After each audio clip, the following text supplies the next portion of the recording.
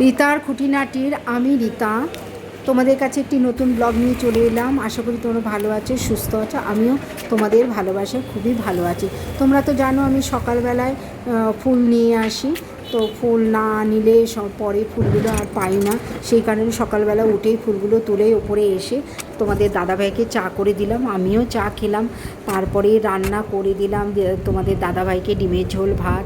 সে খেয়ে অফিসে বেরিয়ে গেল, আমাকেও বেরোতে হবে, তাই আমি সামান্য কিছু খেয়ে নিয়ে মেয়ের সমস্ত কাগজপত্র গুছিয়ে নিয়ে চলে গেলাম।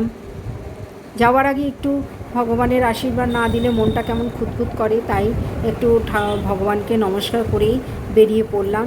প্রথমে যাব কলেজে, তারপরে আসব ব্যাংকে। প্রিন্সিপালের সঙ্গে প্রথমে দেখা করব, দেখা করে প্রিন্সিপাল কি বলেন সেই অনুযায়ী আমাকে কাজ করতে হবে।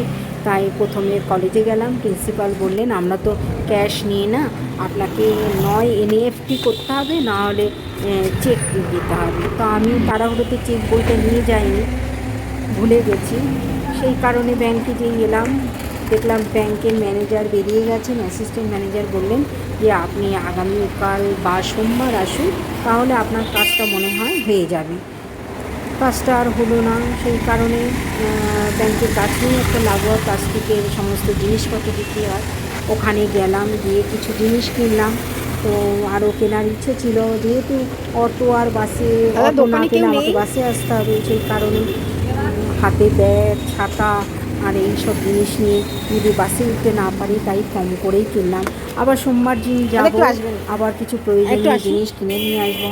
তোমাদের ব্লগটা কেমন লাগলো কমেন্ট করে জানাবে, আর ভালো লাগলে আমাকে সাবস্ক্রাইব করে দিও, লাইক করে দিও, ফলো করে দিও, আর সবসময় আমার পাশে থেকো। টাটা।